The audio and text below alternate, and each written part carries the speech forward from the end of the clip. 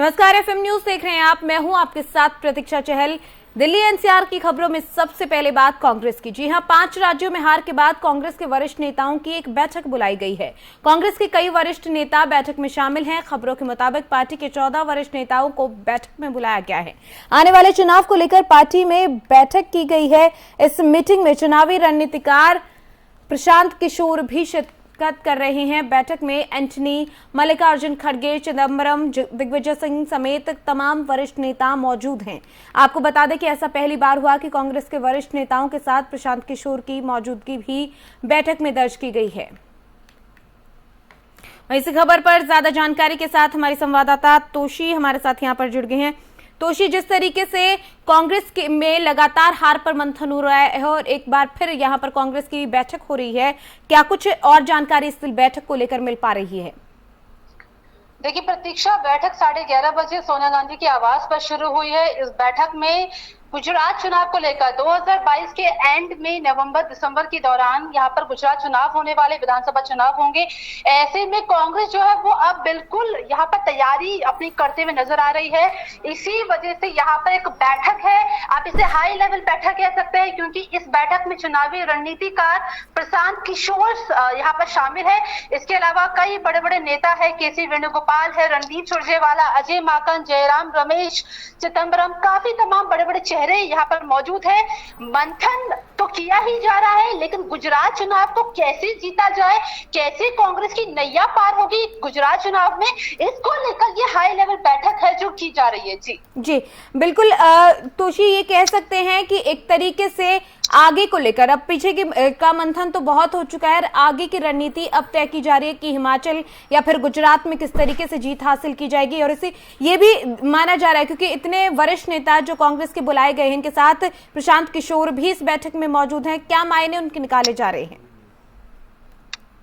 देखिए प्रतीक्षा, सबसे पहले अगर हम मायनों की बात करते हैं तो अगर प्रशांत किशोर कांग्रेस को 2022 गुजरात चुनाव के लिए मदद करते हैं तो यहाँ पर पार्टी के लोगों का ये कहना है, उनका विश्वास है कि गुजरात चुनाव में उनको जीत मिल सकती है। लेकिन जैसे कांग्रेस 2 गुटों में बटी हुई है, पहला गुट G23 है, दूसरा गुट वो है जो गांधी परिवार का करीबी है, ऐसे ही गुजरात चुनाव को लेकर भी कांग्रेस 2 गुटों में बढ़ चुकी है।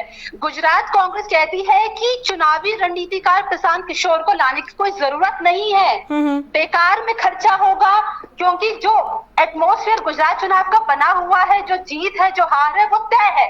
तो इस लिहाज से प्रशांत किशोर को पार्टी से जोड़ना, उनके ऊपर एक बहुत बड़ा खर्चा करना बेकार है। वही दूसरी तरफ कांग्रेस के कई कार्यकर्ताओं, नेताओं का, गुजरात के नेताओं का कहना है कि अगर हम प्रशांत किशोर को शामिल करते हैं तो गुजरात में हमारी जीत जो है वो तय है। तो मायने जो है वो बिखरे हुए नजर आ रहे हैं, वो इसी लिहाज से क्योंकि अंतर कलह, गुटबाजी अब गुजरात कांग्रेस में भी दिखाई दे रही है। तो अगर प्रशांत किशोर पार्टी में आते हैं, पार्टी के लिए यहाँ पर चुनावी रणनीतिकार का काम करते हैं, तो शायद पार्टी को जीत मिल सकती है। लेकिन जिस तरीके से अंतर कलह, जो फिजूल की जो बातें चल रही है पार्टी के अंदर में, वो इसको लेकर भी आज की बैठक है वो तय होगी कि क्या वाकई में प्रशांत किशोर कांग्रेस का साथ देंगे, क्या कांग्रेस के लिए 2022 चुनाव में यहाँ पर काम करेंगे या नहीं। जी बिल्कुल तोशी, ये माना जा सकता है क्योंकि अभी भी बहुत सारे ऐसे गुट हैं जो कांग्रेस में अलग अलग हैं, चाहे हम तमाम नेताओं की, जो वरिष्ठ नेता यहाँ पर बुलाए गए हैं उनमें भी कई ऐसे हैं जो समय रहते अक्सर अपनी नाराजगी जाहिर करते हुए नजर आते हैं और इस बैठक में शामिल करके कहीं ना कहीं उन्हें साधने की कोशिश भी की जा रही है। देखिए, जो जितने भी तमाम बड़े बड़े चेहरे पार्टी में अभी मीटिंग में शामिल किए गए हैं, कहीं ना कहीं उनको कॉन्फिडेंस में लेने की भी कोशिश की जा रही है कि कांग्रेस पूरी तरीके से बिखर चुकी है। प्रशांत किशोर ये चाहते हैं कि 2022 गुजरात चुनाव को ना करके वो 2024 लोकसभा चुनाव को साधे, यानी कि कांग्रेस के लिए 2024 के लोकसभा के लिए काम करे। अब ऐसे में आज की बैठक ये तय करेगी कि क्या वो गुजरात में साथ होंगे, क्या वो 2024 के लोकसभा में साथ होंगे। और इसी लिहाज से शायद सोनिया गांधी ने बड़े बड़े जो दिग्गज नेता है, पार्टी के जो वरिष्ठ नेता है, उनको भी शामिल किया है, कॉन्फिडेंस में लेने की कोशिश कर रहे हैं कि हम सब एक साथ है, गुटबाजी नहीं हो रही है, सब मिलकर काम करेंगे, मिलकर आत्मचिंतन, आत्ममंथन करेंगे और पार्टी की नैया को पार लगाएंगे। जी चलिए, बहुत शुक्रिया तोशी इस तमाम जानकारी के लिए। तो कांग्रेस की एक अहम बैठक हो रही है। बैठक में आगामी चुनाव को लेकर चर्चा की जा रही है। पुराने जो चुनाव बीत चुके हैं उनको लेकर मंथन भी किया जा रहा है, लेकिन आगे की रणनीति तय की जा रही है कि आखिर किस तरीके से आने वाले चुनावों में जीत हासिल की जा सकती है, पार्टी को मजबूत किया जा सकता है, क्योंकि लगातार पार्टी के अंदर अंतकलह की तस्वीरें सामने आती रहती हैं और इस तस्वीर को बदलने की कोशिश यहां पर इस बैठक के जरिए ये माना जा सकता है कि की जा रही है। वहीं प्रशांत किशोर भी बैठक में शामिल है, उसके अपने अलग मायने माने जा रहे हैं।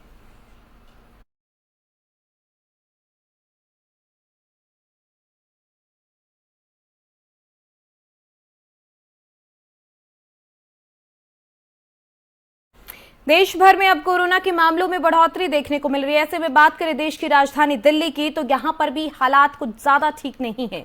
बता दें कि दिल्ली में बढ़ते कोविड-19 मामलों को देखते हुए अरविंद केजरीवाल सरकार ने स्थिति से निपटने के लिए कमर कस ली है और सभी अस्पतालों को निर्देश दे दिया है कि सभी अस्पताल अलर्ट मोड पर रहें। इस पर दिल्ली के स्वास्थ्य मंत्री सत्येंद्र जैन ने कहा कि दिल्ली सरकार स्थिति पर करीब से नजर बनाए हुए है और सरकार कोई जोखिम नहीं लेना चाहती।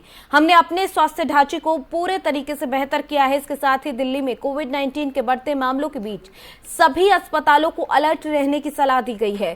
स्वास्थ्य मंत्री सत्येंद्र जैन ने कहा कि कोरोना वायरस को फैलने से रोकने के लिए दिल्ली सरकार कोरोना वायरस से संक्रमित मरीजों की कॉन्टैक्ट ट्रेसिंग कर रही है। वहीं जरूरत पड़ने पर आरटी-पीसीआर टेस्टिंग को भी बढ़ाया जाएगा। सरकार टेस्टिंग, ट्रेसिंग और इलाज के सिद्धांत पर काम कर रही है।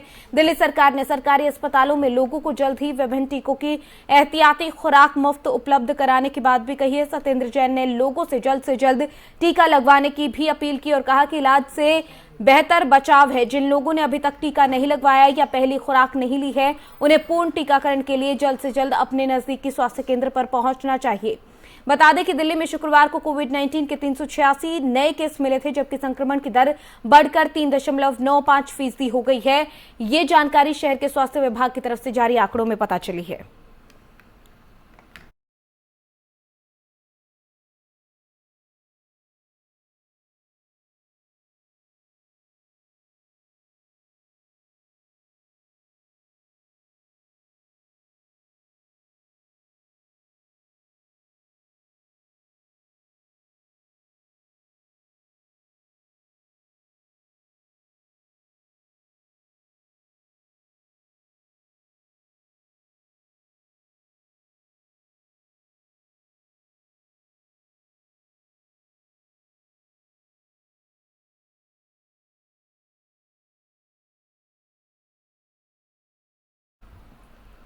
कोविड-19 के लगातार मामले बढ़ रहे हैं। 366 नए केस मिले हैं, चिंता का विषय है और इसी चिंता के विषय पर चर्चा करेंगे। हमारे साथ मेहमान जुड़ गए हैं, डॉक्टर सुनील कुमार हमारे साथ यहाँ पर जुड़े हैं। डॉक्टर सुनील, पहले भी आपसे चर्चा हुई, एक बार फिर चर्चा, क्योंकि लगातार संक्रमण की दर बढ़ रही है। ऐसे में दिल्ली को कितना एहतियात बरतने की जरूरत?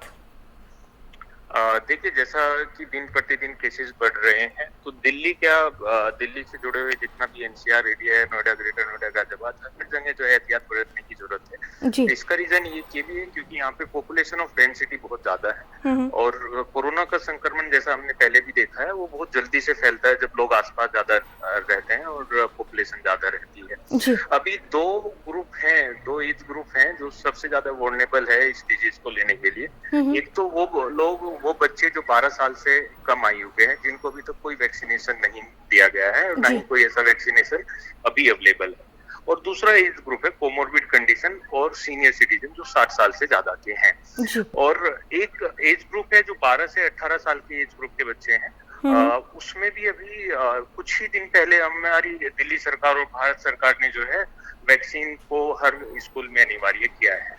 लेकिन जैसा कि हम अपने हॉस्पिटल्स में भी देखते हैं और बाकी जगह भी देख रहे हैं, अभी अभिभावकों का और बच्चों का वैक्सीन को लेके इतना अलर्ट नहीं है।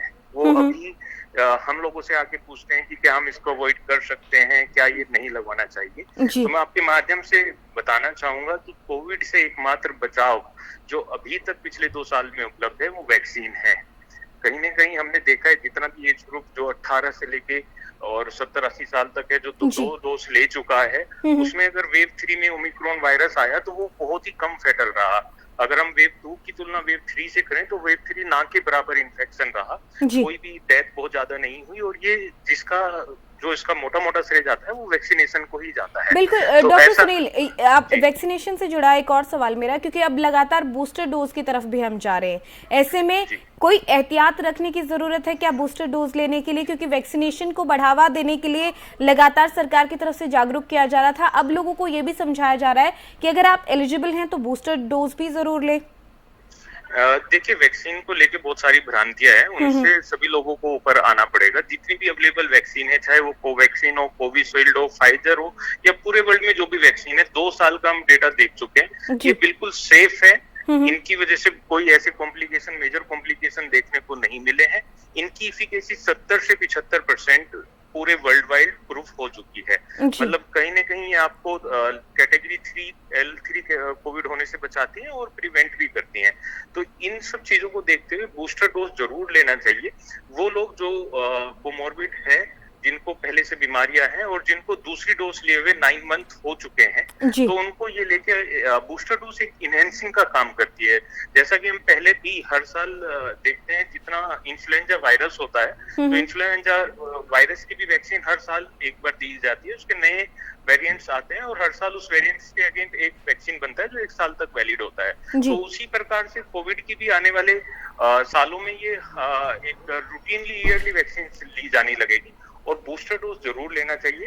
और यही एकमात्र उपाय है जो आपको इसके नए आने वाले वेरिएंट, चाहे वो एक्सी हो, कापा हो या म्यू हो, उनसे बचाएगा। जी बिल्कुल। डॉक्टर सुनील, जैसे आपने कहा कि कुछ जब अब कोरोना का नया वेरिएंट आया है, एक्सी है, उससे ठीक है अभी वो बेशक कमजोर है, लेकिन एक आयु वर्ग को उससे नुकसान हो रहा है। अगर वैक्सीनेशन की बात करें, क्योंकि वैक्सीनेशन को लेकर बहुत सारी भ्रांतियां लोगों में ये भी थी कि गर्भवती महिलाओं को नहीं लगवानी चाहिए, या अगर और उसी तरीके की क्या बूस्टर डोज को लेकर भी कोई संभावनाएं हैं?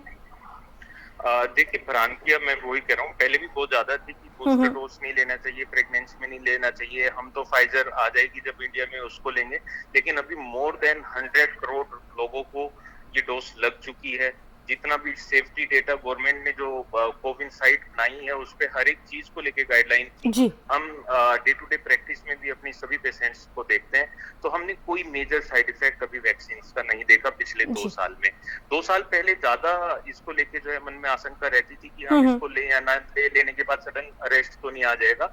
लेकिन अभी पिछले 2 साल की स्टडी में हमने पाया है कि कोई भी सडन अरेस्ट का केस हमारे सामने नहीं आया है, कोई भी मेजर साइड इफेक्ट इसका हमारे सामने नहीं आया है। लेकिन आपको ये वैक्सीन जरूर लेना है, अपना गार्ड डाउन नहीं होने देना है, और अपने चिकित्सक की निगरानी में लेना है। क्योंकि अगर कोई 1 या 2% चांस भी होते हैं, तो भी हम उसको अर्जेंटली काउंटर पार्ट कर पाए। जितना जल्दी आप इसको लें और चिकित्सक की निगरानी में लें।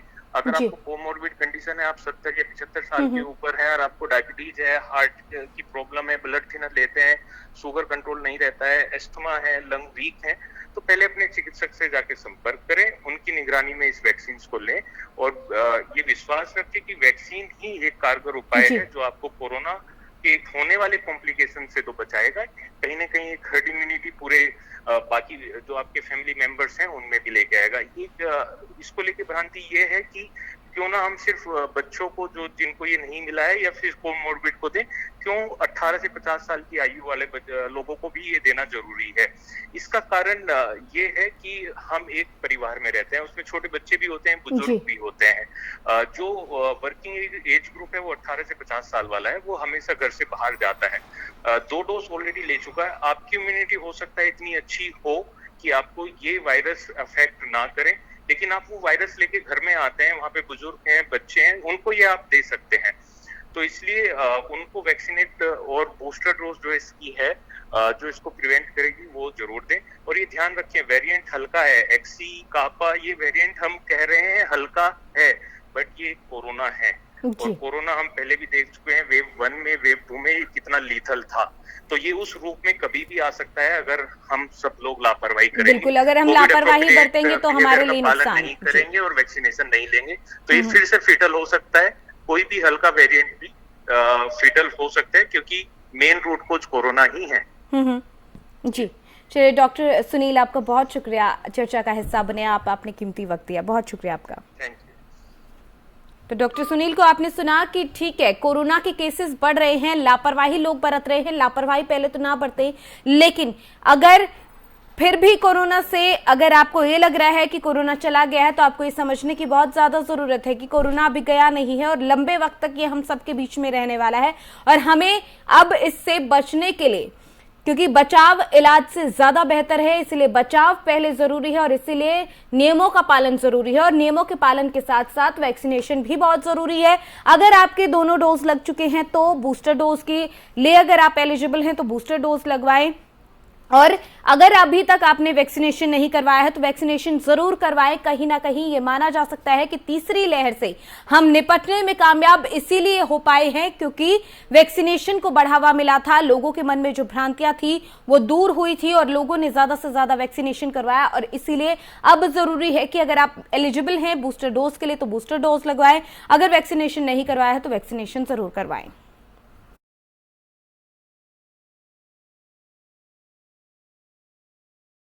दिल्ली की लाइफलाइन कही जाने वाली दिल्ली मेट्रो की सेवाएं रविवार सुबह 2 घंटे के लिए ब्लू लाइन पर बाधित रहेंगी। ये जानकारी दिल्ली मेट्रो रेल कॉरपोरेशन ने यात्रियों के लिए जारी की है, जिसके बाद डीएमआरसी ने सूचना जारी कर बताया कि ट्रैक रखरखाव के कारण मेट्रो की ब्लू लाइन पर रविवार सुबह 7 बजे तक द्वारका सेक्टर 21 से नोएडा इलेक्ट्रॉनिक सिटी और वैशाली के बीच सेवाएं प्रभावित रहेंगी। इस दौरान राजीव चौक से करोल बाग खंड पर आरके आश्रम और झंडेवालान मेट्रो स्टेशन बंद रहेंगे। तो मेट्रो स्टेशन पर बंद रहने की वजह से ब्लू लाइन के यात्रियों को सुबह 7 बजे तक मेट्रो सेवाओं के सामान्य होने के लिए इंतजार करना होगा।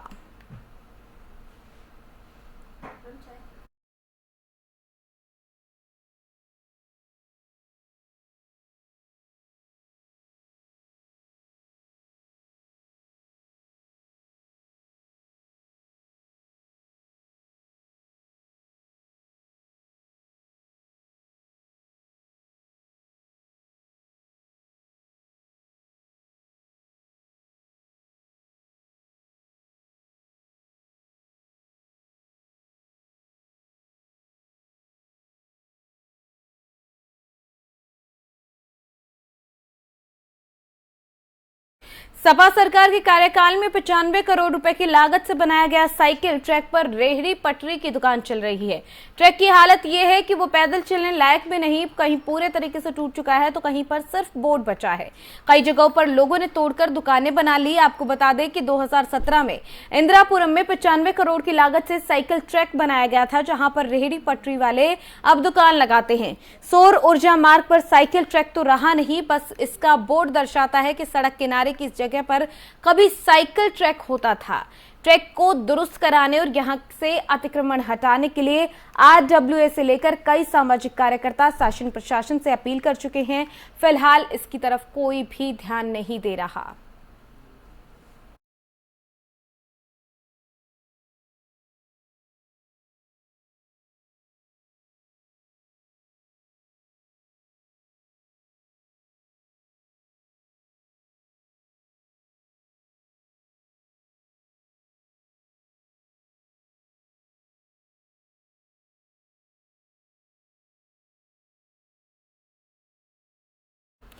और अब बात करेंगे दिल्ली एनसीआर के मौसम की। जी हां, दिल्ली एनसीआर में रहने वालों के लिए कुछ दिनों के लिए सही लू से राहत जरूर मिली है। मौसम विभाग के मुताबिक अगले 1 हफ्ते तक लू चलने की स्थिति नहीं। आसमान साफ रहेगा। आज सुबह दिल्ली में 21.7 डिग्री सेल्सियस न्यूनतम तापमान रिकॉर्ड किया गया, जो सामान्य से 1 डिग्री ज्यादा है। लेकिन दिन में अधिकतम तापमान 39 डिग्री सेल्सियस तक पहुंच सकता है। देश में इस साल मानसून के सामान्य रहने के आसार हैं। मौसम की भविष्यवाणी करने वाली निजी एजेंसी स्काईमेट ने यह अनुमान लगाया है, जिसमें मानसून की शुरुआत अच्छी रहने की उम्मीद है। जून में ही सबसे ज्यादा बारिश हो सकती है। किसानों के लिए अच्छी खबर मानी जा रही है क्योंकि शुरुआती महीनों में फसलों की बुआई के लिहाज से अच्छी बारिश होगी। हालांकि मौसम विभाग इस महीने के अंत तक मानसून की भविष्यवाणी करेगा। बुधवार शाम को कुछ जगहों पर हल्की आंधी की संभावना भी जताई जा रही है।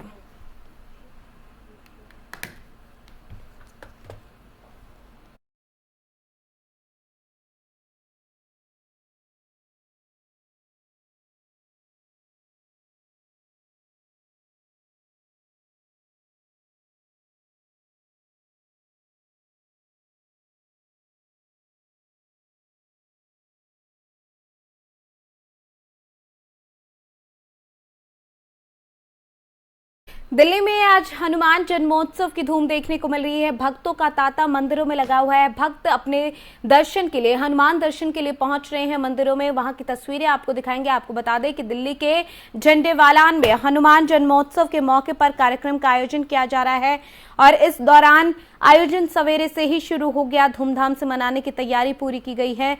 नई दिल्ली के झंडेवालान के पास प्रसिद्ध श्री सिद्ध हनुमान मंदिर को श्रद्धालुओं ने बहुत सुंदर तरीके से सजाया है। मंदिर पर रंग बिरंगी लाइट लगा दी गई है, फूलों से मनोहारी सजावट की गई है। हनुमान जन्मोत्सव के मौके पर दिन भर जगह जगह भंडारे और भजन कीर्तन का आयोजन होगा। कनॉट प्लेस स्थित हनुमान मंदिर में भी सवेरे से ही भक्तों ने आना शुरू कर दिया।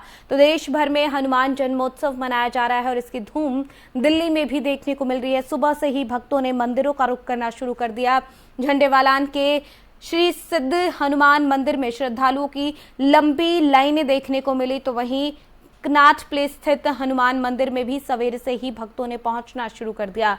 नई दिल्ली में हर त्योहार को वैसे भी अलग ही अंदाज में मनाया जाता है।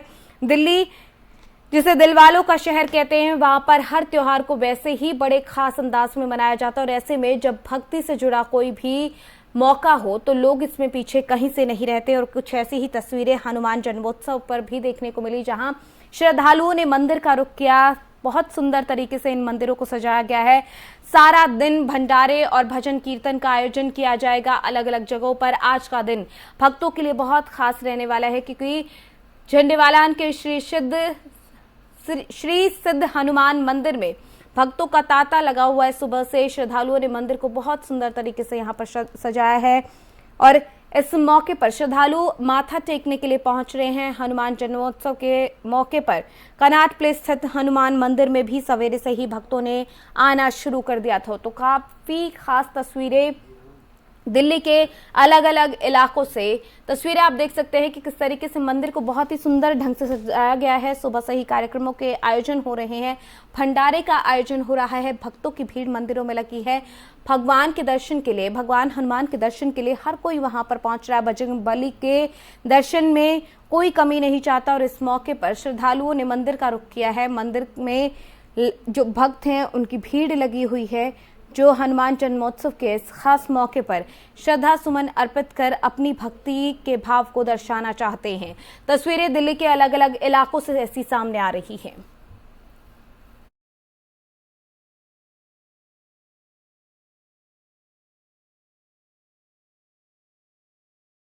चलिए, दिल्ली एनसीआर की खबरों में फिलहाल मेरे साथ इतना ही। आप देखते रहिए एफएम न्यूज। नमस्कार।